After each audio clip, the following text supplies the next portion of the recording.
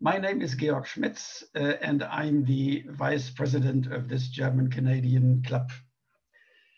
So far, we always met in person for our meetings, and we always enjoyed getting together and meeting each other, discussing Canadian and other topics, and eventually having a nice glass of wine together. Due to the Corona situation, larger gatherings are still not really possible in Bavaria without complying with rather strict rules of physical distancing. Therefore, we are very grateful that with the help of Dominic Rabe and Joanna King from the amerikahaus in Munich, we can stream today's event digitally via YouTube. Once again, we benefit from the very nice cooperation we have already for many years with the amerikahaus in Munich, and we highly appreciate this wonderful support. Joanna and Dominic have thus opened the door for us to a totally new perspective. For the first time, we have not only people from Munich following us.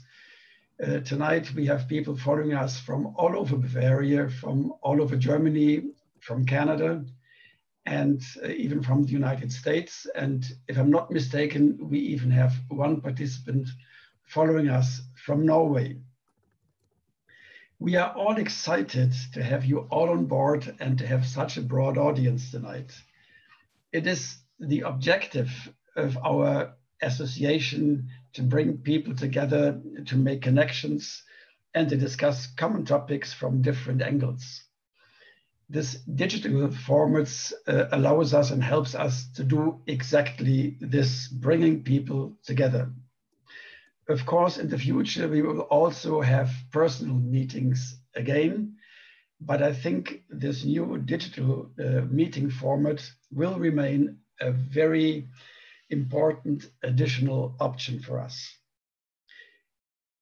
In times of nationalistic thinking in many countries and in view of the worldwide discussion about racism, I think today's topic of religious symbols and multiculturalism is not only very high on the political agenda in Canada and in Germany, it is of very high importance and of very high relevance in the minds of many people around the globe.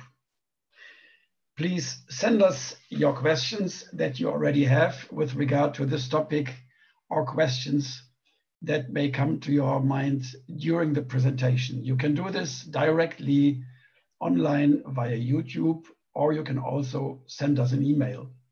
Joanna King and Dominic Rabe will gather all these questions and then table them to our speaker, Matt Sheedy, after the presentation. Matt, I really thank you for doing this presentation tonight, and we are all really looking very much forward to your presentation and to your speech. But before you have the floor, I ask my dear friend and colleague, Marietta Weiland-Kuch, to give us some more background, Matt, about what you have done, where you are coming from, what you are currently doing in Germany. And in this way, we probably learn a little bit more who actually is speaking to us tonight. Marietta has established the contract to you, Matt. She has initiated this event and arranged it. So Marietta, it is my pleasure to hand over to you now. Danke, Georg. Thank you, Georg. Guten Abend, meine Damen und Herren, liebe DKG-Mitglieder und Freunde, dear organizers of the amerikahaus, dear participants, wherever you may be, dear Matt. Es ist mir heute Abend ein großes Vergnügen, den Vortragenden unseres ersten virtuellen Vortrags vorzustellen. I was introduced to Dr. Matt Sheedy in February at the annual conference of the Deutsche Gesellschaft für Kanada-Studien in Greinau, where he presented a paper at a workshop that I had the privilege to chair on the behalf of DKG. Mir erschien sein Thema der Frage der religiösen Symbole im öffentlichen Raum in Kanada top aktuell. I'm delighted that we have managed to win Matt over for a lecture on this topic in this new format. Dr. Sheedy ist gebürtig aus Toronto, Ontario, besuchte dort die University of Toronto, danach die University of Newfoundland und die University of Manitoba. Er erhielt seinen PhD durch eine Arbeit über den deutschen Philosophen Jürgen Habermas zu den Theorien von Religion in der Öffentlichkeit nach den Anschlägen von 9/11. So wurde Matts Interesse auch daran geweckt, wie wir in der westlichen Welt Muslime, indigene Bevölkerung und auch Atheisten einschätzen. Matt has been teaching as a visiting professor at the University of Bonn since fall of 2017 on extendable contracts. Living in Germany has enabled him to travel more, see interesting places, and to escape the extreme cold of winters in Winnipeg, Manitoba, where he is lecturing as well. Als echter Kanadier hat er natürlich Eishockey gespielt. Und er ist zudem Fan der Basketballmannschaft von Toronto, die 2019 Meister in der NBA wurde. Gelegentliche Anfälle von Heimweh hat er inzwischen in Deutschland gelernt, mit etwas Maple Syrup zu therapieren. We are looking forward to hearing more on the subject of religious symbols and multiculturalism in Canada, to ban or not to ban. Matt, the floor, or rather the screen, is yours. Thank you. Can everyone hear me? All right, I saw a head nodding there. Well, thank you so much, Marietta and Georg, for setting this up, also for the help that Joanna and Dominique provided with amerikahaus and with the German-Canadian Association. Just going to click on the shared screen here, as I have a fairly extensive PowerPoint presentation that I'm going to use as a cue to go through the topic today. Okay, so I have entitled today's talk "To Ban or Not to Ban Religious Symbols and Multiculturalism in Canada." Now, I've been given approximately half an hour to talk, so I'm just going to set the clock to keep myself honest, as I have a lot of slides, a lot of visuals, and I want to make sure that I can get through them all. Okay, so for today's plan of action, I've divided things into 5 different sections. First, I want to talk about multiculturalism in Canada. Then I want to move on to stereotypes about Muslims in the West, because when it comes to the question of religious symbols and multiculturalism, images surrounding Muslims and Muslim women in particular are very much front and center. And I'll say a few brief things about Islam in Canada, followed by a section entitled Quebec, the Rest of Canada and the World, and end with some concluding thoughts. But first, I want to start with a bit of a provocation. Now, some of you may be aware of what is sometimes referred to as the NIQAB affair in Canada. This took place during the 2015 election, and it involved a woman named Zanira Isaac, who challenged a little-known prohibition that had been put in place in December of 2011 that banned women from wearing a NIQAB, which is a full face veil, from swearing-in ceremonies for Canadian citizenship. And so she challenged this law in the Supreme Court of Canada, and given that it was an election year, then Prime Minister Stephen Harper decided to make it a big issue in that election. And I would argue that it was the single most popular issue in that election campaign that lasted nearly 8 months and that saw Justin Trudeau come to power in October of 2015. So I wanted to start by framing the NIQAB as a symbol and an object that is largely considered the most extreme and oftentimes outside the boundaries of what is acceptable in Western multicultural societies. And I'll come back to the question of the NIQAB, but I really want to foreground that as what is, in my mind, one of the more challenging questions that we face when considering these questions. Now, just to give you some insights into some of the thoughts and scholarship that has gone on in relation to this topic, I want to present a quote from two Canadian scholars, Sheedy KASSAM and MOUSTAFA, from their essay, Discourses of Canadian Multiculturalism, Acceptability and Citizenship. And commenting in their essay on the hijab and the niqab, or full face veil, they write the following, I quote, "These boundaries have shifted in the public and political discourse in Canada. For example, while hijabs were previously hotly debated, they are now viewed as more acceptable, and the debate has shifted to the niqab, or full face veil." And so one question to think about as we go through the presentation today is, to what extent have religious symbols like the hijab, which exposes the entire face, become more acceptable in the last 10 and 20 years? And how does that relate to symbols like the niqab? Here we see one popular image produced by artist Shepard Fairey in the United States that was very much attempting to align the hijab, which exposes the face, with America and American patriotism. And so that's one example of some initiatives or movements through art that try to create these connections. Another thing I wanted to call to your attention as well is, in the states of France, and also, as I'll be talking about today, the province of Quebec, there have been movements and attempts under law to create what are sometimes referred to as secular rules and regulations. France is very well known for this, and Quebec is increasingly becoming well known for this on the world stage. And some of you may have seen this image from Nice in France in 2016. It gained a lot of attention around the world, where, as you can see here in this image, 4 officers compelled a woman to remove her burkini, or her bathing suit, as it was seen to be a violation of secular law. And so this is one example of secular rules being perceived of as going too far in certain instances. In a somewhat similar or analogous way, the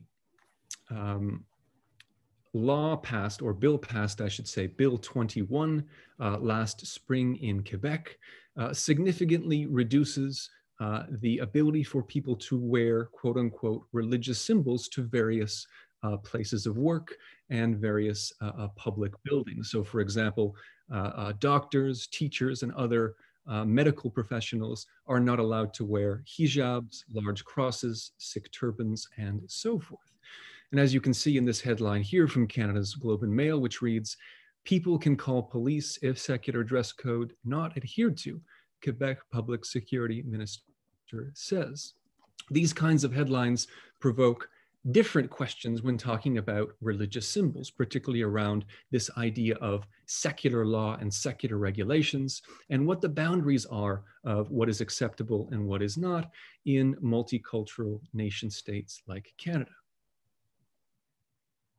So some guiding questions that I want you to think about as we go through this presentation today are the following. What is multiculturalism, and what are its limits? What are the boundaries between religion, culture, and secularism? And lastly, are there any clear, consistent, and defensible reasons for banning certain religious or cultural symbols? And I put those two terms, religious and cultural, in scare quotes, because as we will come to see, there's often a lot of confusion and debate as to what constitutes something that's religious versus what is considered cultural. So part 1, multiculturalism and Canada. So I want to start with 2 common approaches to multicultural policies. And there are many more different theories and ideas surrounding multiculturalism, but 2 common approaches are as follows. What I would call the top-down approach, and that would be, as written here, balancing respect for and accommodation of different group identities with individual rights, such as freedom of expression versus equality between women and men. So to give you an example of what I'm talking about there, some people will argue that individual rights means that all women need to be equal to men, And if it's considered that certain forms of veiling, like the niqab, make them unequal, this is considered a violation of rights. On the other hand, other people will argue that accommodating different group identities means that we ought to listen to and understand, and in some cases, accept certain cultural practices like the niqab that are not common in places like Canada, the US, France, Germany, and so forth. I also want to focus on a bottom-up approach, and this is an approach very much that journalists and scholars will take when dealing with these sorts of issues. And as I've described it here, this bottom-up approach focuses on the perspectives of various minority groups as a way to better understand them. All right, so a few more points on multiculturalism. So thinking about the modern origins of this term, and particularly how it has been adopted by certain nation states. As noted here, Canada and Australia were the first countries to support multiculturalism as a form of national identity in the late 1960s and early 1970s. Now that differs from a lot of countries who will consider themselves multicultural in terms of demographics, in terms of the makeup of people. But countries like Canada and Australia often define themselves as multicultural. And so that's a difference to take note of. So this idea of multiculturalism as a national identity included the abolition of racial qualifications for immigration and an emphasis on integration over assimilation. And you often hear in a Canadian context that Canada is considered a mosaic where people are, in most cases, encouraged to keep their background, cultures, and identities in a very strong sort of way. So some policies that are indicative of a multicultural nation state like Canada include the report on the Royal Commission on Bilingualism and Biculturalism, and that was commissioned in 1969, and the Canadian Multiculturalism Act, commissioned in 1988. Two complicating factors that I want to call to attention here when thinking about these broader questions of multiculturalism in Canada. One has to do with First Nations communities. I can show you a map on my right side of the screen here, which, if you look at the green parts and follow the arrow, represent historical treaties that were made with the Canadian states. So for example, Winnipeg, Manitoba, in the center of Canada, is on Treaty 1, and that was signed in 1871. The areas on the west coast and also on the east coast in Quebec with the lines through them represent contested land claims. And so I wanted to call this to attention to highlight the fact that for many First Nations communities, whether they live on reserves or off reserves, the question of their identity as Canadian and the relationship to the state is a very fraught one. And so theorists of multiculturalism and politics in general will often think about different considerations when considering First Nations peoples in Canada, the US, and many places around the world. And another consideration is the sub-state national minority that is the province of Quebec. And that will be something that I turn to at the end of this presentation that is in many ways different from the rest of Canada and presents certain unique challenges to this broader question of religious symbols and multiculturalism. So part 2, stereotypes about Muslims in the West. So some of you may be familiar with the famed scholar Edward Said, who was a professor of comparative literature at Columbia University.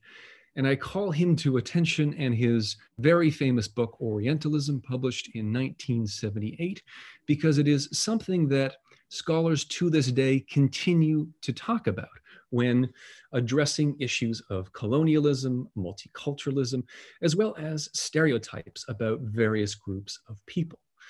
And so in his book, as noted in these bullet points here, Said describes the Orient as anywhere outside of Europe, but particularly the Middle East.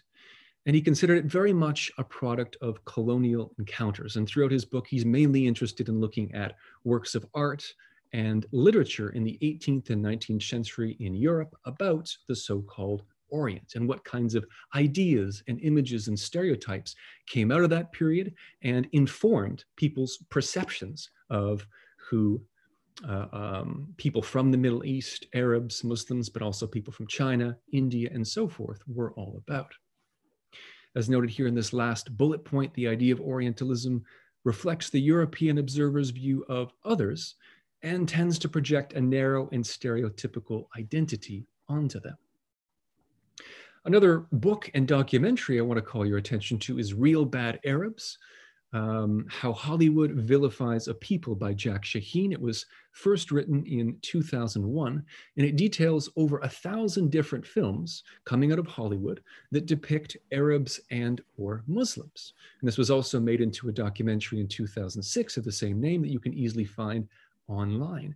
And Shaheen's main conclusion was overwhelmingly that the images followed Said's idea of Orientalism, particularly these ideas and stereotypes about Muslims and Arabs were central in a lot of these films.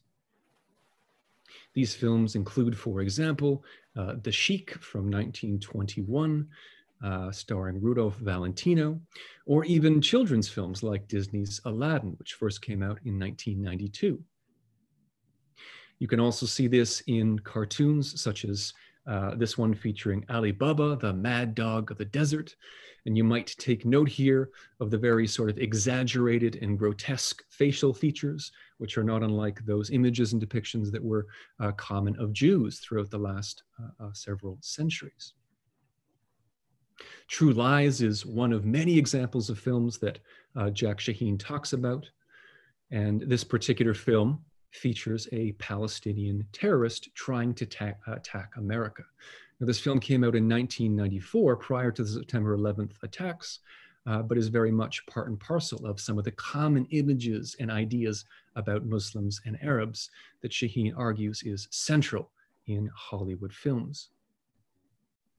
Another dimension I want to talk about, especially when we're thinking about veiling and bans on religious symbols in the West, is the question of women and Orientalism. I imagine many of you are familiar with the idea of the harem, which is often associated with the Middle East, this idea of a lustful, sensuous place where Arab women or women from that region more broadly are depicted as sexual objects. There's also practices like sati, which is a very rare Hindu practice. To the best of my knowledge, it doesn't occur anymore, but it would involve a Hindu woman throwing herself on the funeral pyre of her husband after he died. And this idea of sati as a practice was talked about a lot in the West as this moral panic, and very much contributed to certain stereotypes about the so-called Orient. So returning to the essay that I mentioned before by Shalina Kassam and Nahid Mustafa, they detail a number of these Orientalist images as it relates to women in particular. I just want to read a few of these for you here. So as noted in the first bullet point, earlier depictions of the Orient often reflected a fantasy world where women were presented as mysterious and exotic, seductive and dangerous, and also, and this very much applies to today, primitive and in need of saving, and as helpless victims. There's also an interesting connection between Sharia law, which I'd be happy to talk about in the question and answer period if anyone is interested. They also note, and I'm quoting here from their essay, such a gendered reading of Orientalism is critical in analysis of Muslims, and especially in considering how and why veiling has become a crucial battleground for contemporary public and political debates. Now, you often saw this in and around the time of the war in Afghanistan, where one of the main justifications for that war, not initially, but very soon after, became this idea of saving Muslim women who were oppressed by the Taliban. You can see a special report from Time magazine. And here's an example of a book that came out just a few years ago by the George W. Bush Institute with an introduction by Laura Bush called We Are Afghan Women, Voices of Hope. Another quote from KASSAM and MOUSTAFA that I think really brings together some of these ideas of Orientalism and the relationship with women in particular reads as follows. And they write, the post 9/11 discourse about Muslims has been taken up in two broad ways: using Muslim men the dangerous Muslim man or terrorist as an entry point into stories about terrorism and the threat to national security, and using Muslim women, the imperiled Muslim woman, as an entry point into narratives about multiculturalism and fear of the erosion of Canadian values. So more on that a little bit later. I also want to talk briefly about images that we have seen, particularly in the post 9/11 period, regarding Muslims in the news. So one of the most central turning points happened with the Iranian Revolution in 1979, where, as noted here, Iran overthrew the Western-backed Shah, and the Ayatollah Khomeini took his place, ushering in a theocratic regime that remains, to this day, hostile towards the West and Western imperialism. And the Iranian Revolution is particularly important not only because it has endured since that time, but because it has presented itself since that time as a religious or theocratic regime, thereby injecting this strong idea or sense of a religious Islamic point of view in relation to politics and political contexts. This was also made into a film, as some of you might know, in 2012 called Argo, on the Iranian hostage crisis, which also won Best Picture that year.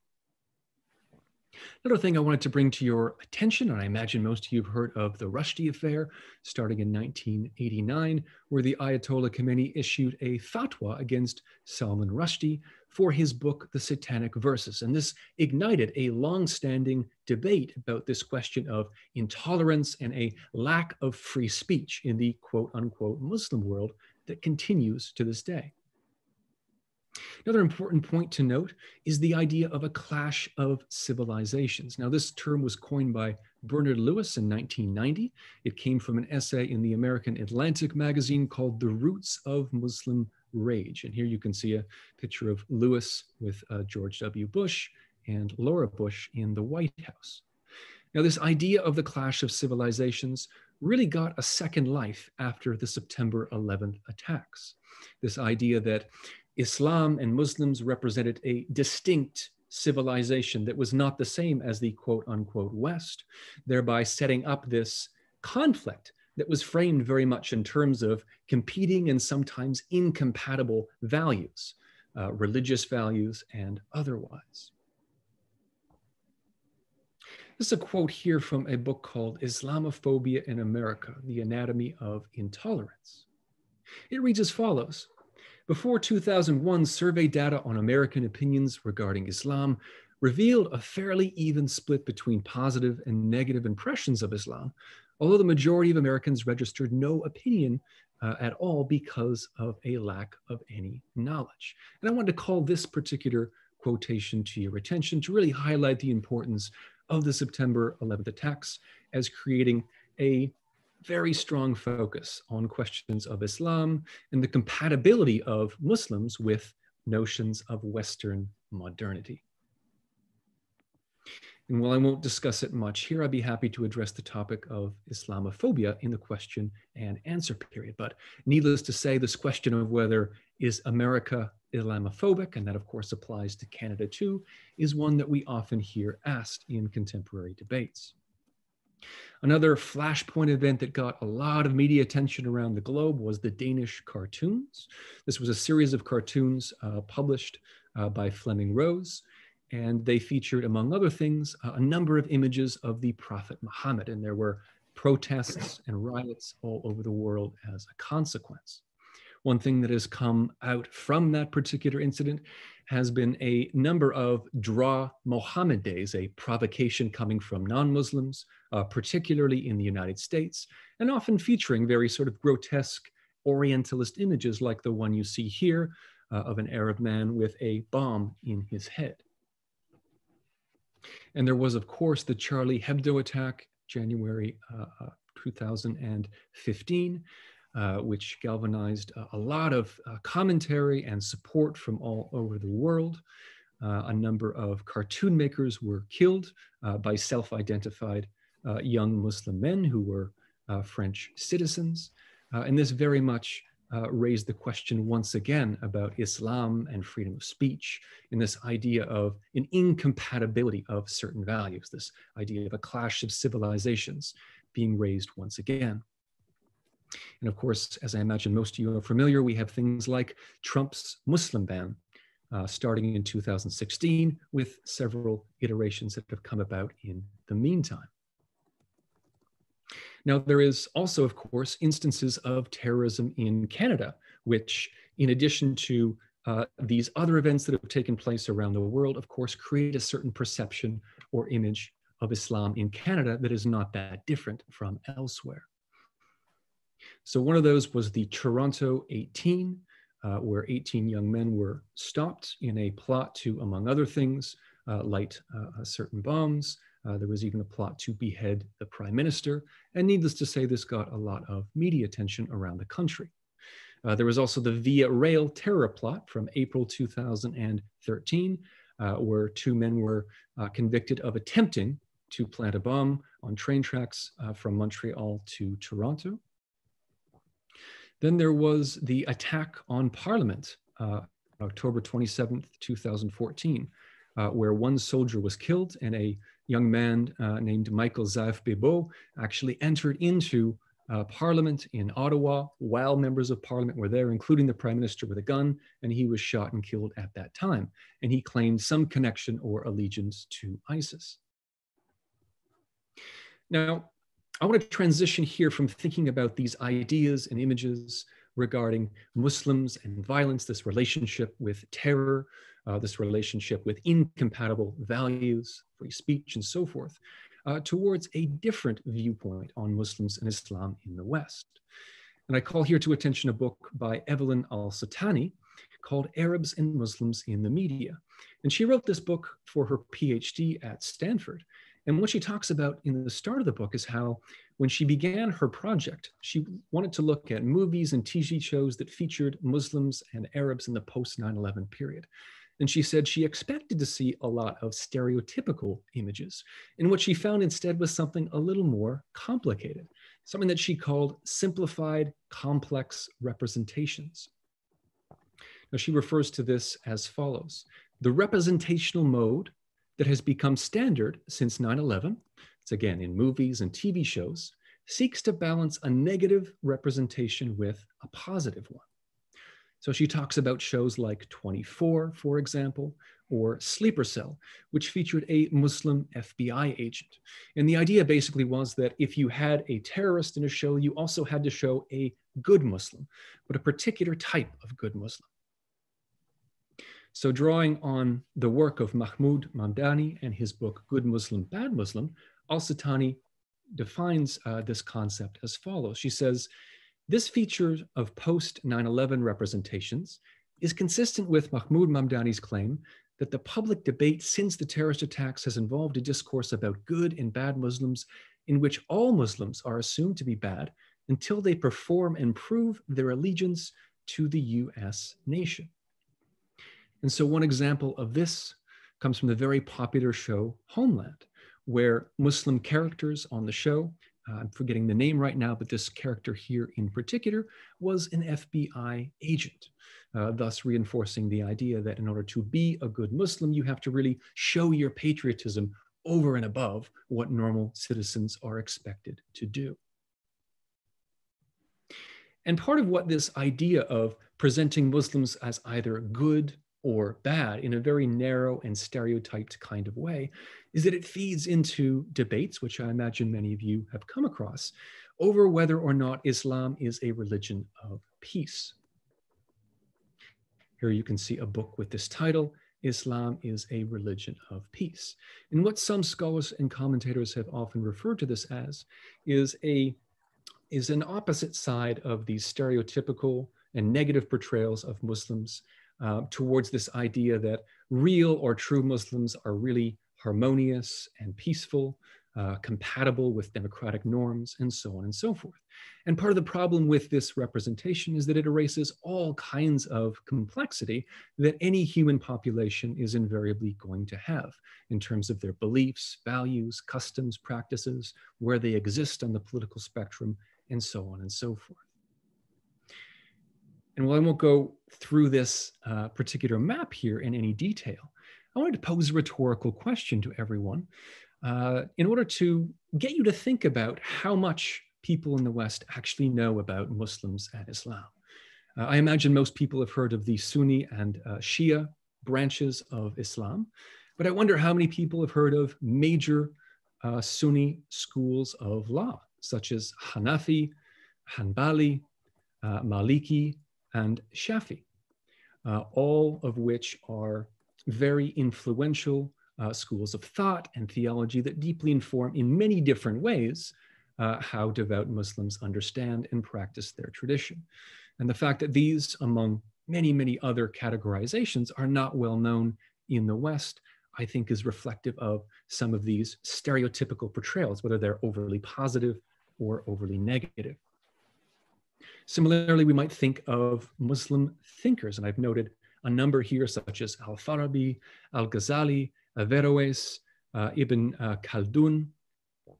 I imagine that many of you haven't heard of these figures, although you might be interested to know that these medieval philosophers were deeply influential on what is in the European Western tradition known as Enlightenment philosophy. So from the 1500s onwards, roughly speaking. And on the right here, there's a number of other prominent thinkers and writers in the Muslim world that aren't well known, but nonetheless are influential voices. So turning to part 3, Islam in Canada.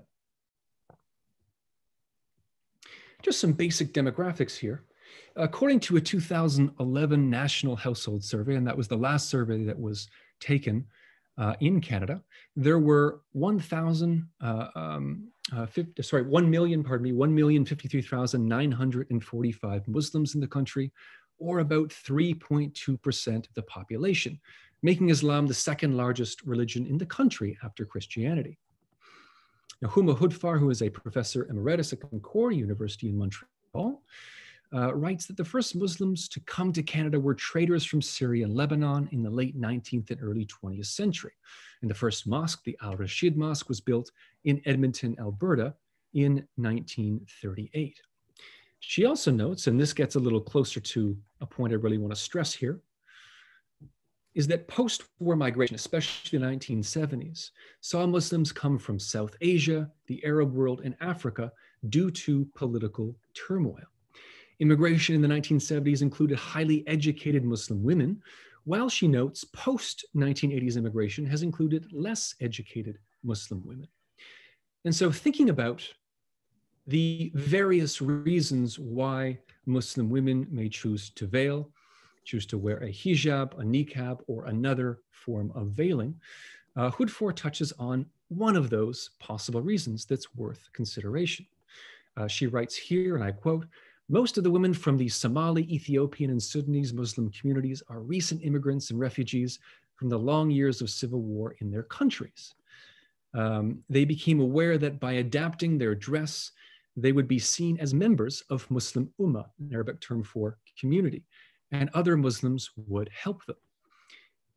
And the point that I really want to stress here, that Hudfar is touching on, is that one of the motivations for a lot of Muslim women from these countries to wear more traditional forms of dress was that as new migrants to the country, by dressing in these ways, they were able to enter into other Muslim communities more easily. Another thing I want to call attention to here is questions of culture wars in Canadian media. Now, culture wars are commonly defined as a struggle between different social groups over competing values, beliefs, and practices. And culture wars usually focuses on hot button issues such as abortion, gay marriage, transgender rights, political correctness, and the status of multiculturalism, among a host of other things. Now, we all know Fox News in the United States, which often trades in these hot button issues that don't necessarily focus on different points of view or policy, but rather those things that get people riled up.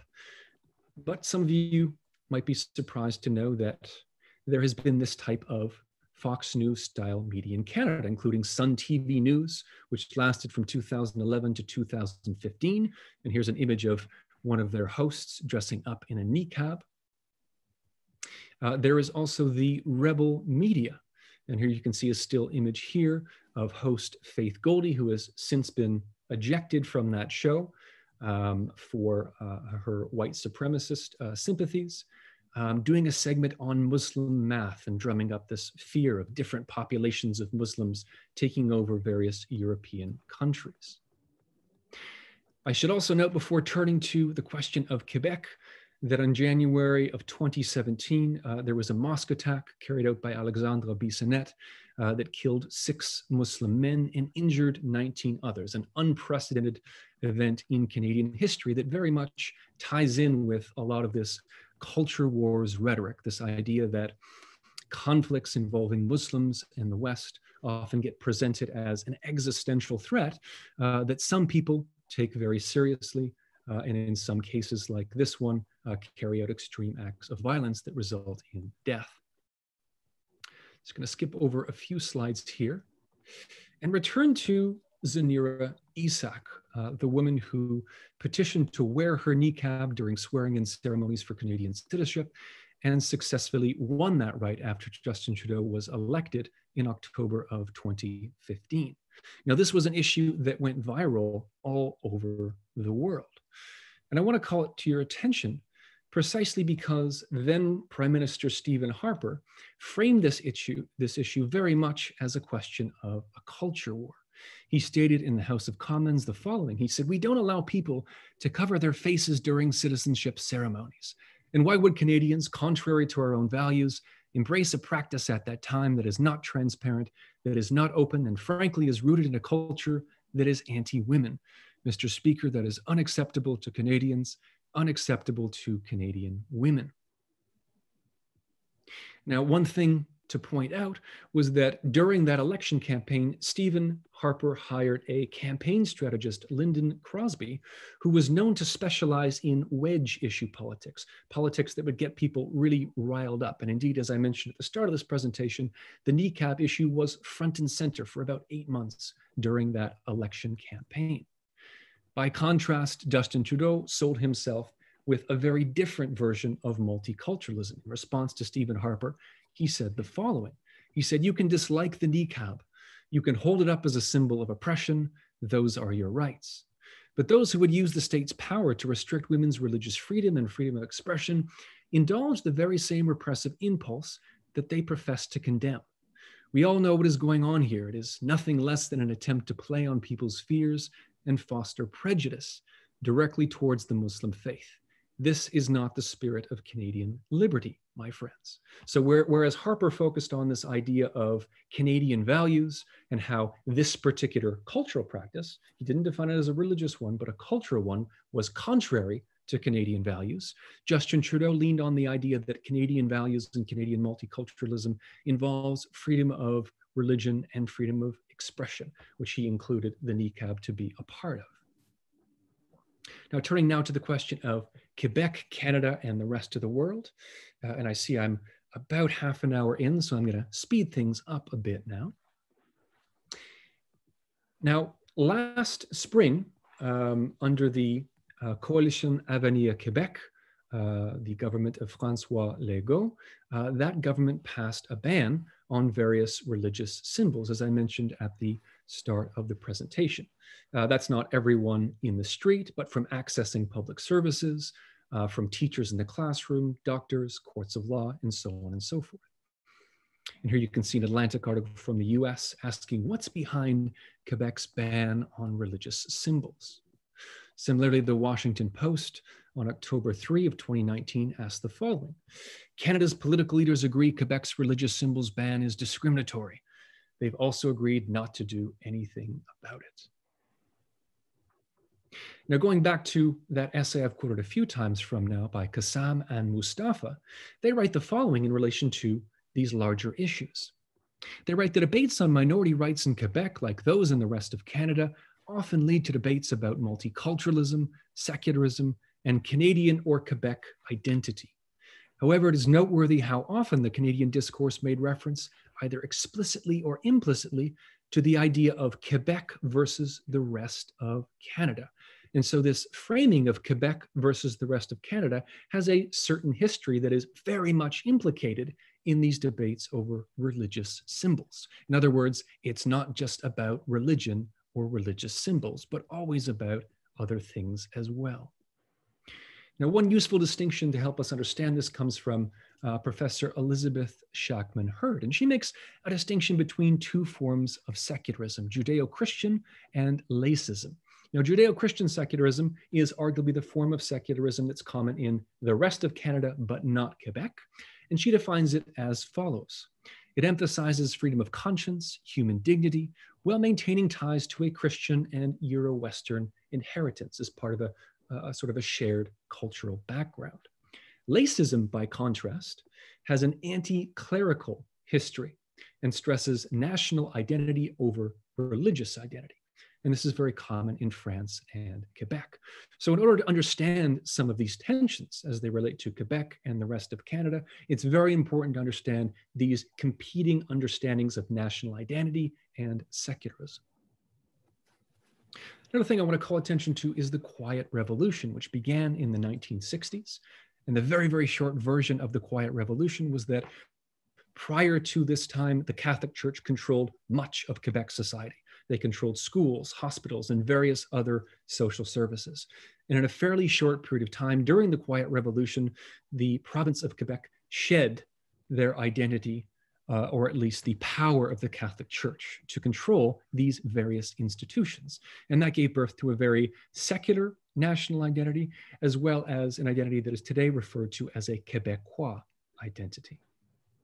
So one very useful book called Beheading the Saint talks about this as follows.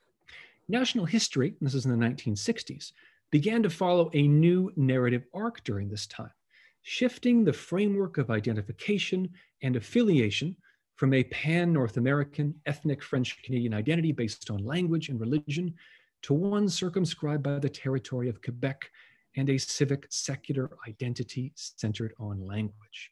So in other words, rather than Quebecers identifying with the Quebec diaspora all over North America, which was common prior to that time, there was a very Quebec-focused, Quebecois-centered mode of identification that began in the 1960s. Here you can see an image of René Lévesque, founder of the Parti Québécois. And this was very much a sovereigntist party who argued at various times for a separation of Quebec from the rest of Canada. And this culminated in 1995 in the Quebec referendum, where just by a hair's breadth, people in the country voted for Quebec to stay. Another quote I wanted to read from a book called Everyday Sacred that helps to contextualize some of these images or ideas rather about multiculturalism in Quebec read as follows. So they write in this book, as an alternative, Quebec developed a model of cultural convergence over the 1980s and formalized its interculturalism policy in 1991. And that was meant to be distinct from multiculturalism, which sets up the expectation that immigrants adopt French as their primary language and that they engage in an exchange between their supposedly preserved ethnic and linguistic identities and Quebec's constantly evolving culture. I'm just going to skip over a few slides here for the sake of time, but I'll mention very briefly that in 2007, there was a small town in Quebec called Hérouville that put forward a code of conduct that said things like men can't stone women to death or burn them with acid. And this sparked a lot of controversy around the country and was seen as very much talking about Muslims. And this helped contribute to the Bouchard-Taylor Commission in 2007, 2008 to deal with these tensions surrounding multiculturalism and Quebec. And I just want to read to you from a scholar at York University in Toronto commenting on the Bouchard-Taylor report in an essay she wrote from 2016. She wrote the following. She says, the report argues that there are different ways of dealing with difference. The legal route associated with the notion of reasonable accommodation. So what is a reasonable thing to accommodate by the Canadian state, such as the wearing of the hijab or niqab rather during swearing-in ceremonies for citizenship. which is rarely used and means that individuals resort to formal mechanisms such as courts. And then there is the citizen route, which requires that citizens engage in dialogue to work out their differences and find a compromise. And that's something that Charles Taylor and Bouchard very much favored, although it's not something that generally is the dominant model in Canada. Now I'm just going to skip very briefly through a few slides, and I want to highlight how Quebec had some recent attempts to ban religious symbols, going back to March of 2010, then again in September 2013, October 2017, and finally March in 2019. And so the first ban, the Quebec Liberal Party proposed that women must unveil their faces, and this is in reference to NIQABs, if they want to work in the public sector or to receive public services. And this bill failed to pass. Next in 2013 was the Quebec Charter of Values. And the long title of that was the Charter Affirming the Values of State Secularism and Religious Neutrality and of Equality between Women and Men, and providing a framework for accommodation requests. So this attempted to ban all religious symbols. And this failed to pass. And there was a lot of opposition all over Canada for that reason. I'm just going to skip through a few slides here for the sake of time. Bill 62 saw the Quebec Liberal Party pass a law reminiscent of Bill 94, banning niqab wearers from receiving public services, including public transport, which provoked considerable protest. And the bill was suspended as a possible violation of the Canadian Charter of Rights and Freedoms, and remained in limbo until the Liberals were defeated in October of 2008. And so, crucially, this set Quebec against the federal government of Canada, which raised issues of sovereignty and control over their province. And finally, the most recent bill, Bill 21, the Coalition Avenir Québec passed Bill 21, titled An Act Respecting the Laïcité or Secularism of the State, which returns to the broader ban on all religious symbols for public employees, while doubling down on face-veil bans for accessing public services, including public transport. Now I'm going to skip over a number of slides here that I'll be happy to address in the Q&A, but I want to call attention to a few details here, one of which is how provinces like Manitoba put out ads in newspapers saying that they wanted to attract people from Quebec who were barred from wearing various religious symbols from places of work. And so this very much heightened the idea of a contest between Quebec and the rest of Canada. And there was also a controversy, I'd be happy to talk more about this, about leaving a cross in the Quebec National Assembly. A number of mayoral assemblies and municipalities around Quebec have also attempted to leave a cross. And their defense was this is a part of their cultural heritage. And so it was defined as culture and not religion. So just a few points to consider in closing, and I'll end things here. In these debates that we see over religious symbols, it is never only about religion. Second point to consider is that bans are always also about other issues, including national and cultural identity, questions of sovereignty, competing views on secularism and the law. Number three, what a religious symbol is not self-evident. It's negotiated in things like public opinion polls, in the news and online, and through various legal decisions. And finally, number four, when it comes to many religious symbols, the line between religion and culture are often blurry. All right, I will leave things there, and I thank you for your attention, and I look forward to your questions.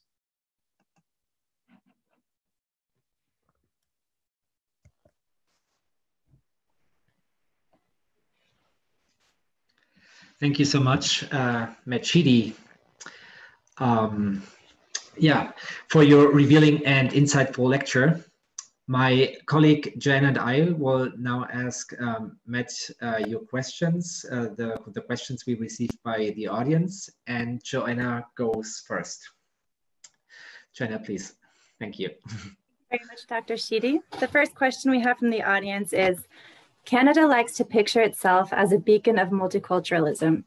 In light of recent and unfolding events in the United States, would you be able to elaborate why Canada is seemingly so much more successful or Canadian society seemingly less structurally racialized? What is different?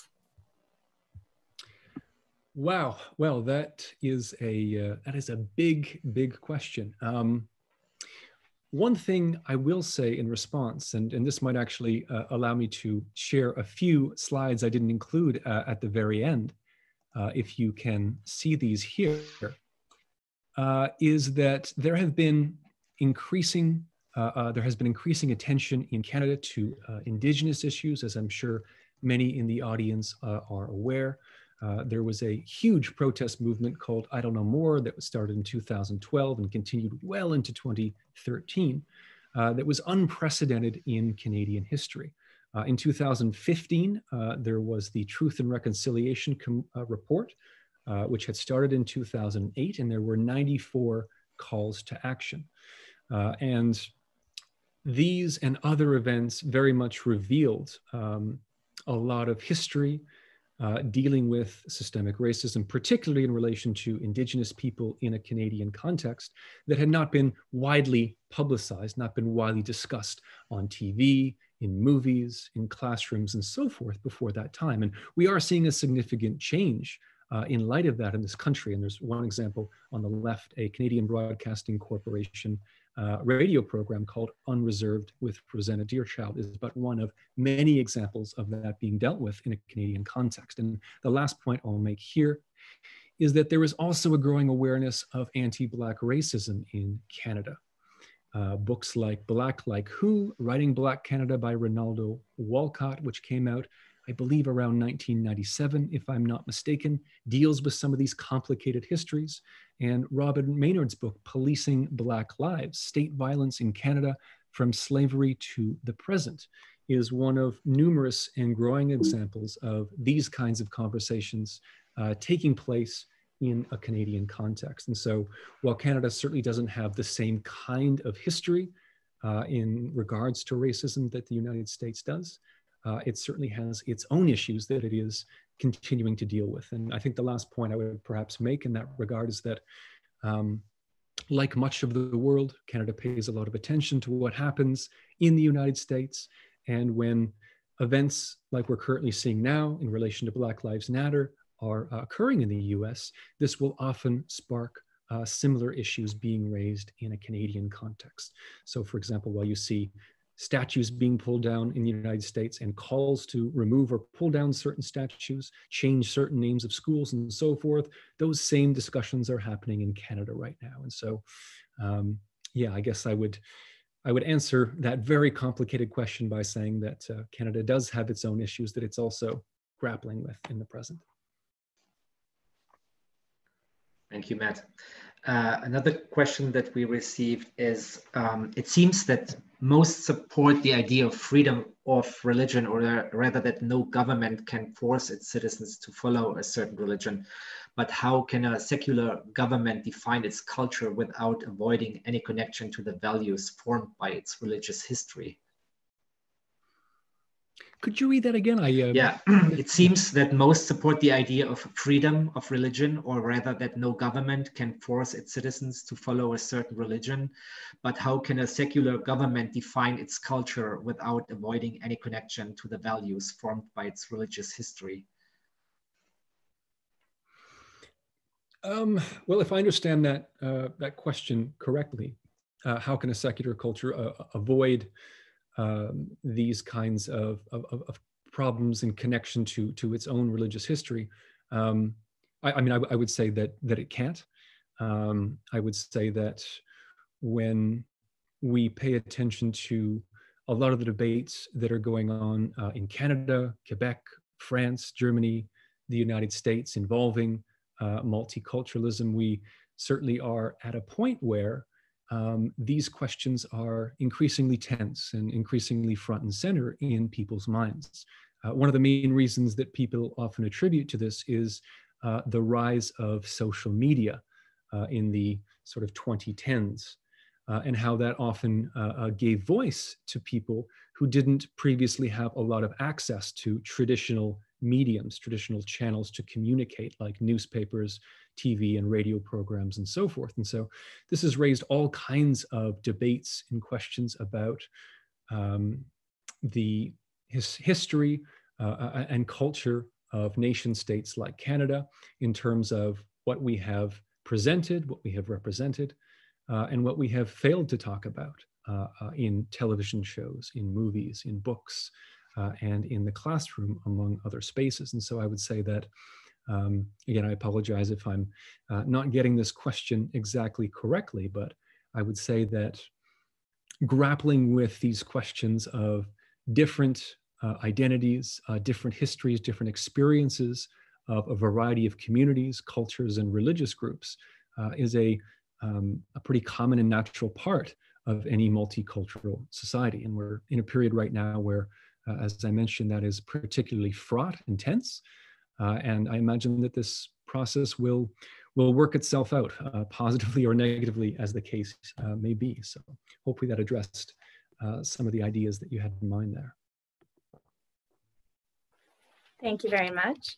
One in the audience asks, at what age do women start to wear the niqab? At what age do women start to wear the niqab? Well, to the best of my knowledge, in most Muslim cultures, and there are of course many, we have to talk about it in the plural, women are supposed to start veiling if they are traditional and do in fact veil once they reach puberty. But there are of course many instances where women will choose to veil themselves in their teens or 20s if they, say for example, have met and joined a particular religious community. And so again, I think it depends very much on the community and the culture. You know, in the case of Afghanistan, particularly prior to the war, veils were forced upon women. And so that was something that women couldn't choose or decide for themselves. But in a variety of other cultures where there's a lot more autonomy, yeah, that's going to depend on a lot of variables like the ones that I mentioned. Yeah.